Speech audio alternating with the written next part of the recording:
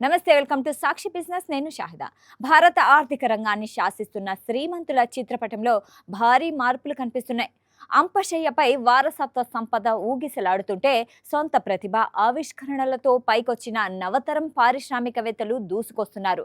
తాజాగా వెలువడిన 361 wealth creators list 2026 గణాంకాల ప్రకారం భారత్లో 425 కోట్లకు పైగా ఆస్తులున్న శ్రీమంతుల సంఖ్య ఏకంగా 3040కి చేరింది.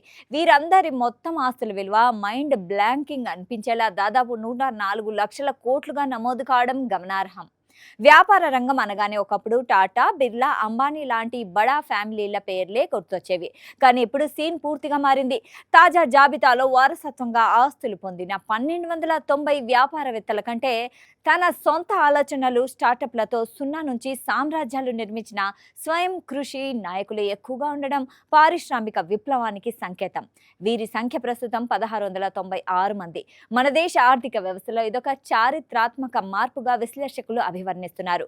స్వయం కృషి పెరిగినప్పటికీ దేశంలోని ప్రధాన సంపద మాత్రం ఇంకా కొద్ది మంది చేతుల్లోనే కేంద్రీకృతమై ఉంది. జాబితాలోని మొత్తం సంపదలో దాదాపు 49% కేవలం టాప్ 10 పారిశ్రామిక కుటుంబాలే నియంత్రిస్తూ ఉండడం గమనార్హం. గౌతమ్ అదానీ ఫ్యామిలీ 9,08,178 కోట్ల సంపదతో దేశంలోని అత్యంత సంపన్న కుటుంబంగా అగ్రస్థానంలో నిలిచింది.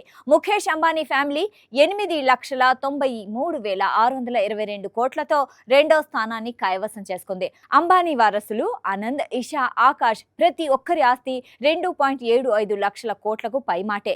ఇక సునీల్ భారతి మిట్టల్ ఫ్యామిలీ 4,96,687 కోట్లతో మూడో స్థానంలో ఉంది. అలాగే మహిళా కుబేరులు కూడా దూసుకెళ్తున్నారు.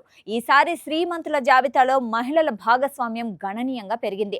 ఏకంగా 738 మంది మహిళలు ఈ లిస్టులో స్థానం సంపాదించగా మొత్తం ఆస్తుల్లో వీరు 22.6% పైగా సంపదను కలిగి ఉన్నారు. ఇందులోనూ 40 ఏళ్ల కంటే తక్కువ వయసున్న మహిళలు 51 మంది ఉండడం, వారి సగటు ఆస్తి 6,542 కోట్లుగా నమోదు కావడం విశేషం. అంతేకాకుండా శ్రీమంతుల సగటు వయసు కూడా గతంలో ఉన్న 60 నుంచి 63 ఏళ్ల నుంచి ప్రస్తుతం 57 ఏళ్లకు పడిపోయింది. యువత వేగంగా కోటీశ్వర్లు అవుతున్నారనేందుకు ఇదొక ప్రత్యక్ష నిదర్శనం. సాక్షి టీవీ ప్రసారాలను నిలిపివేయటం చట్టరీత్యా నేరం. సాక్షి టీవీ ప్రసారాల కోసం మీ స్థానిక కేబుల్ ఆపరేటర్ను వెంటనే సంప్రదించండి.